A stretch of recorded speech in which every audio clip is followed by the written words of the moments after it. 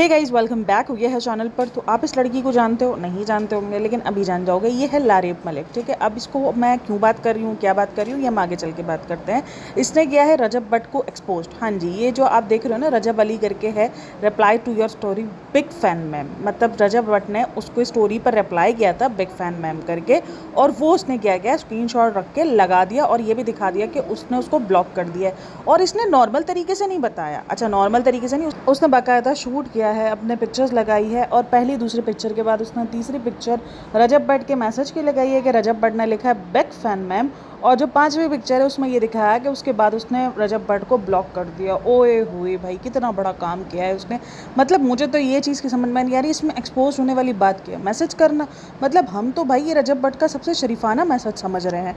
मतलब हमने जिस तरीके का रजब भट्ट देखा है उस हिसाब से तो ये मैसेज बहुत शरीफाना है। मुझे ना ये एक्सपोज करने वाला सीन समझ में नहीं आया। हो चलो, ये होता कि रजब भट्ट ये बोलता कि कौन है लारेब मलिक, मैं जानता नहीं हूँ उसको, तो उसके बाद वो ये मैसेज करती तो एक समझ में भी आता है कि हाँ देखो ये तो ड्रामे कर रहा है। मतलब आपको हज़ारों लोग, अगर आपने अपनी एक पब्लिक प्रोफाइल बनाई हुई है, वहाँ पर आप पब्लिक चीज़ें अपलोड कर रहे हो, उसका मतलब यही है कि आप अटेंशन के लिए कर रहे हो। ठीक है, सीधा सिंपल बात। अटेंशन वो वाली अटेंशन नहीं जो आप लोग समझ रहे हो। मतलब आपको ऑडियंस चाहिए ना, आपको वो ऑडियंस के साथ जो भी प्यार व्यार जो भी आप समझना है आपको समझ लो, वो वाला अटेंशन नहीं समझना प्लीज़, उसको उधर नहीं लेके जाना। भाई आपको फैंस ही चाहिए, आपको फॉलोवर्स चाहिए, आपको ये सारी चीज़ें चाहिए ना। ठीक है, सीधी सी बात है, सिंपल सी बात है। तो अगर कोई आपको इंसान लिख रहा है बिग फैन मैम, उसने किसी किस्म की बदतमीजी नहीं की, किसी किस्म का कुछ उसने बोला नहीं, तो इसमें वो एक्सपोज किधर से हो रहा है? तुम ही बेवकूफ़ नज़र आ रही हो। वो एक्सपोज मतलब उस बंदे के लिए तो हमने घटिया तरीन चीज़ें सोची हुई है। मतलब हम तो सोच भी नहीं सकते वो किसी को बिग फैन मैम लिखेगा। हम तो इसके लिए यही सोचते हैं कि वो सीधा जो है वो उससे पैसे पूछेगा कि तुम अपना रात गुजारने का पैसा बताओ। जिस किस्म का वो बंदा है, जिस किस्म का हमने उसको दिमाग में बना के रखा है अपने, ये तो हमारे लिए बड़ा शरीफाना मैसेज था जो उस बंदे ने किया था। और बेफजूल का ड्रामा क्रिएट करना था। मुझे बहुत गंदी वाली इंट्यूशंस आ रही है कि ये कुछ ना कुछ स्क्रिप्टेड चल रहा है, क्योंकि जिस बंदे की ऑलरेडी डिवोर्स सिर्फ इस वजह से हो रही है क्योंकि उसका दूसरी लड़कियों के साथ चक्कर थे और ये सारी चीज़ें थी, और उसके बाद मतलब आप उस बंदे से क्या और सोच सकते हो? मतलब क्या ही वो मैसेज कर सकता है इसके अलावा। लेकिन खैर फिर एक्सपोज हो गया। फिर उसके बाद रजब भट्ट का लोग रिप्लाई का वेट करने लगे कि ओहो भाई, आया आया रजब भट्ट। तो फिर रजब भट्ट आया, रजब भट्ट ने आके क्या करना है? वही तो ड्रामा, वही बेइज्जती, वही लड़की की बेइज्जती करना, वही सारी चीज़ें जो वो हमेशा से करता हुआ है। वही उसने बेइज्जती की कि तुम जैसी, इतना सा छोटा सा उसने निशान बनाया कि ये मेरा टेस्ट नहीं है, और मुझे चिकन का तो मैं शिदा ही नहीं हूँ, मुझे तो बीफ पसंद है। वही डबल मीनिंग्स बातें। इतना बच्चा यहाँ कोई नहीं है, किसी को समझ में नहीं आ रहेगा कि तुम किसकी बात कर रहे हो और क्या बात कर रहे हो। कि तुमने अपने आप को देखा है, मेरा तो टेस्ट भी नहीं है और ये भी नहीं है वो भी नहीं है। भाई तूने अपने आप को कभी देखा है? तू सबको आईने में दिखाता है, तूने कभी खुद को देखा है? लेकिन चलो जी, नहीं देखा वो अलग बात है। उसके बाद फिर वही दोबारा से अपना, मतलब पहले एक तो ज़बान पे कंट्रोल नहीं रखना, उसके बाद जब हेट पड़े, जब जो भी सारा सीन हो, तो उसके बाद आकर फिर बोल देना मुझे रिप्लाई नहीं करना था, पता नहीं मुझे क्या हो जाता है, मैं रिप्लाई कर देता हूँ, ये कर देता हूँ। तो ये चीज़ें सोच समझ करनी चाहिए। और मुझे तो उस लड़की का भी माइंड सेट समझ में नहीं आ रहा था। मतलब ये खर्च की ज़रूरत थी नहीं तुमको, बिल्कुल भी ज़रूरत नहीं थी। अच्छा खासा चल रहा था। हाँ, कल को अगर कभी वो इस तरीके से बोलता कि हाँ भाई रजब भट्ट के लारेब मलिक कौन है, ये कौन है, तो तुम दिखाते हुए तुम्हारा समझ में भी आता कि हाँ यार वो बंदी ने अपने आप को साबित करी है कि वो तो ऑलरेडी इसके डीएम में पड़ा है। तो डीएम में तो हज़ारों लोग पड़े होते हैं। और उसके बाद उसने जो, मतलब जिस किस्म की उसने मिसालें दी हैं, जिस किस्म का रजब भट्ट ने जवाब दिया है, वो अपने दोस्तों के मैसेजेस निकाल के आ रहा है। ये देखो इसकी बहन इधर से बात कर रही है, ये देखो ये उससे कांटेक्ट में है, सलमान भट्ट से कांटेक्ट में, ये देखो ये इससे कांटेक्ट में, ये उससे कांटेक्ट में। उसने कहता है ना कि वो उड़ता तीर ले लेना, तो वो उड़ता तीर उसने अपने ऊपर लिया है बंदी ने, और कुछ नहीं किया। खैर फेमस होना था, वो हो चुके हैं। लारेब मलिक देखो, मैं मानती हूँ उसके पास अच्छे खासा सब्सक्राइबर्स फॉलोवर्स थे, लेकिन कुछ लोग ऐसे होते हैं जो हमारी नज़रों में नहीं होते, जो हमारी नज़रों में इन सारी कॉन्ट्रोवर्सियों के बाद ही आते हैं। मेरी नज़र में ये बंदी जो आई है वो कॉन्ट्रोवर्सी के बाद ही आई है, इससे पहले नहीं आ रही थी। हालांकि उसके मिलियन फॉलोवर्स थे। इसी तरीके से रजब भट्ट का मैं बता चुकी हूँ। रजब भट्ट को हम नहीं जानते थे। जब उसकी बीवी की पिक्चर्स लीक हुई थी तो हमें समझ में आया था, लीक मतलब कि उसकी निकाह में ना उसने चेहरा छुपा के रखा हुआ, तो और वो पिक्चर्स लीक कर दी गई थी बाद में उसकी ईमान की। तो उसके बाद हमने नोटिस किया था कि ये ऐसा मतलब व्लॉगर भी इस पाकिस्तान में एग्जिस्ट करता है। ऑलरेडी उस वक्त वो मिलियन फॉलोवर्स पर बैठा था, बट हम नहीं जानते थे। इसी तरीके से इस बंदी को भी बहुत सारे लोग नहीं जानते थे। इसके बाद अच्छे खासे सब्सक्राइबर्स हैं। फिर उसके बाद उसने बताया कि तुम जैसी 5 मेरे जेब में है, और जितना गंदे से गंदा, आप रजब भट्ट से और क्या एक्सपेक्ट कर सकते हो? रजब भट्ट क्या बोलेगा इसके अलावा? उसने यही कहा कि 5 पढ़ी है ना 10 पढ़ी है ना, वही घटिया बनती की इंतहा करी है उसको। फिर उसके बाद उस लड़की ने दोबारा रिप्लाई किया कि तुम जो है ना वो मुझे अफोर्ड नहीं कर सकते, मुझ जैसी 5 तो छोड़ो। उसके बाद फिर वही अपना जो है वो डैशबोर्ड दिखाया उसने, पता नहीं कोई क्रिप्टो वगैरह का किसी का डैशबोर्ड था कि ये देखो इतना तो मेरी नेटवर्थ है एक महीने की, कुछ $1 मिलियन कुछ इस तरीके की उसकी नेटवर्थ थी। आई थिंक सो वो क्रिप्टो से थी। मुझे इतनी हंसी आ रही है मैंने कहा यार ये क्या बचपन है। बोली हम छोटे तो हुआ करते थे, छोटो जब हम बच्चों वाली लड़ाइयाँ कभी करते थे, ये वो वाली लड़ाई चल रही है। तूने मेरी चॉकलेट क्यों खा ली, ये देख तेरे पास ये चॉकलेट है। वो अगर हमें अपना दोस्त कोई चॉकलेट देख के दिखा जला रहा होता था तो हम उसके पास, अगर कोई अच्छी हमारे पास एक्सपेंसिव चॉकलेट होती थी तो हम उसको वो ला के देके जलाते थे। मतलब ये क्या बच्चों वाली लड़ाई है। मतलब अब ये लड़ाइयाँ तो बच्चे भी नहीं लड़ते। हमारे दौर की लड़ाइयाँ तो ये होती थी, लेकिन अब के दौर की बच्चों की लड़ाइयाँ तो वो भी नहीं होती हैं। मतलब हमारे बच्चे तो ये लड़ाइयाँ भी नहीं लड़ते और इनका अलग ही चल रहा है। मतलब किस ज़माने से ये आए और क्या कर रहे हैं, ये आपस में ही लड़ा लड़ी कर रहे हैं। खैर उसके बाद ये सारी चीज़ें होती गई। फिर उसके बाद उसने जो रजब भट्ट ने एक और चीज़ जो अपने इस पर इंक्लूड की कि मैंने जो है वो उसको इसलिए मतलब बिग फ़ैन मैम लिखा था क्योंकि अभी इनका कुछ ECL टाइप का कुछ आने वाला है जिसके अंदर इनको जो है वो लड़कियां चाहिए। फ़ाद मुस्तफ़ा वाला डायलॉग, लड़कियां लेकर आओ, लड़कियां चाहिए लड़कियां। तो ये वाला ही है कि लड़कियां चाहिए, तो इसलिए हम जो है वो सबको अप्रोच कर रहे हैं जो जो हमारी नज़रों में आ रही है। ये कौन सा अप्रोच करने का तरीका है भाई? अगर आप किसी को किसी कैंपेन के लिए अप्रोच कर रहे हो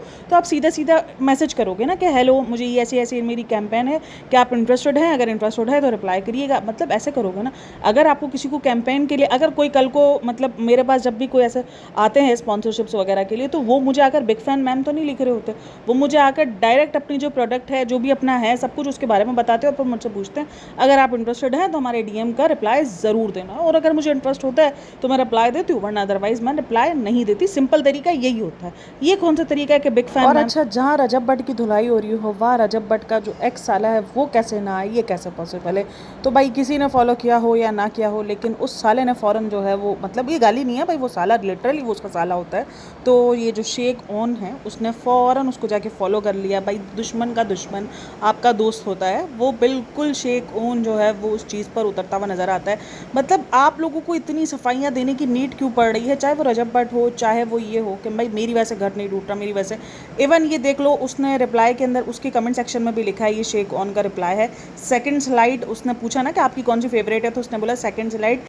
तो इसके बाद उसने लिखा and the narrative being pushed is that the brother is responsible for breaking the home, no one pays attention to the real reason. देखो मैं मानती हूँ इस बात को कि रजब भट्ट पूरा का पूरा रिस्पॉन्सिबल है इस शादी के ख़राब होने में, इस शादी के टूटने में। बट शेख ऑन ने भी कम चीज़ें नहीं की हैं। उसने भी बहुत कुछ पब्लिकली किया है, बहुत कुछ उसने बोला है, चाहे वो उसको उधर से प्रोवोकेशन मिली हो या कुछ भी मिली हो। लेकिन अब वो ये नैरेटिव पे लगा हुआ है, चाहे ये हो शेख ऑन हो चाहे रजब भट्ट हो, इसमें कोई भी दोनों में ना, मतलब मुझे ऐसा लग रहा है इन दोनों के चक्कर में अगर कोई इंसान ख़राब हो रहा है या किसी इंसान की ज़िंदगी ख़राब हुई है तो वो ईमान के साथ साथ किवान की है। ठीक है, उसके लिए बड़ी मुश्किलात रही हैं। ना रजब ने उसके बारे में सोचा। अच्छा शेख ऑन बड़ा करता रहा कि मैं जो है वो माफ़ी मांग सकता हूँ, मैं ये कर सकता हूँ, लेकिन जहाँ वो मुंह बंद रखने वाली सिचुएशन थी वहाँ उसने मुंह बंद नहीं रखे हैं। वहाँ उसने बोली है सारी चीज़ें, चाहे थोड़ी चाहे कम चाहे ज़्यादा, लेकिन बोला उसने भी अपनी तरफ से है। मैं मानती हूँ कि रजब भट्ट की हरकतें बिल्कुल भी ठीक नहीं है। उसका कैरेक्टर पूरे तरीके से उड़ा हुआ है। उसकी जो एक्स के साथ उसकी मतलब जो उसकी प्रेजेंट थी उसके बाद भी उसने उस चीज़ को एक्सेप्ट किया है कि मेरी शादी के बाद भी मेरा उस बंदी के साथ चक्कर था। वो सारी चीज़ें सब कुछ गलत है। मैं मानती हूँ ये सारी चीज़ें गलत है, 1% भी रजब भट्ट ठीक नहीं है।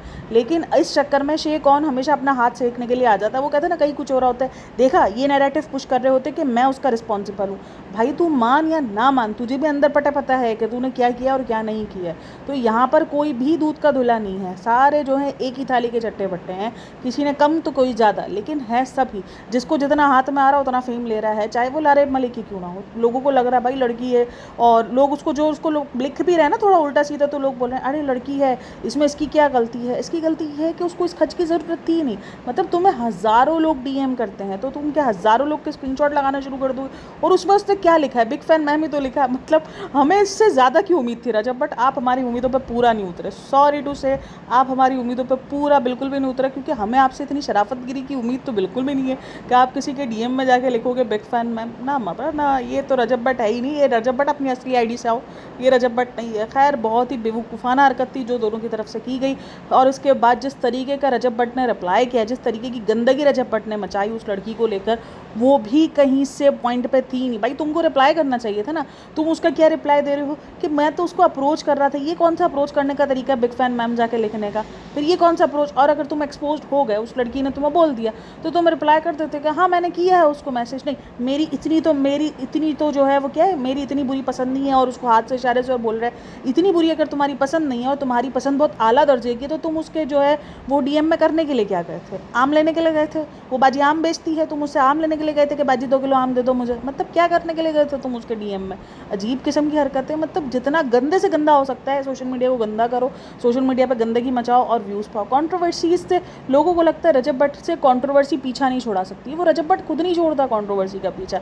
एक कॉन्ट्रोवर्सी खत्म नहीं होती है, दूसरी कॉन्ट्रोवर्सी को वो खुद हाथ में लेता है कि ओहो कॉन्ट्रोवर्सी के बगैर, क्योंकि उसको भी इस चीज़ का आइडिया है कि अगर कॉन्ट्रोवर्सीज खत्म हो जाएंगी तो लोग फिर वो 6-7 लाख व्यूज़ पर मैं आ जाऊँगा और उसको एवरेज यूट्यूबर नहीं बनना, उसको पाकिस्तान का टॉप क्लास यूट्यूबर बन के रहना है जो टॉप नंबर 1 पर आए। तो उसके लिए उसको पता है कंट्रोवर्सी का सहारा लेना ही पड़ेगा। खैर आप लोग को क्या कहना है इन सब के बारे में, इस कंट्रोवर्सी के बारे में? मतलब मुझे तो सबसे बेवकूफ़ाना कंट्रोवर्सी लगी है ये जो इन्होंने स्टार्ट की थी। खैर चलो जी, अपना बहुत सारा ख्याल रखना, मिलते हैं नेक्स्ट वीडियो में, तब तक के लिए टेक केयर, बाय बाय, अल्लाह हाफ़िज़।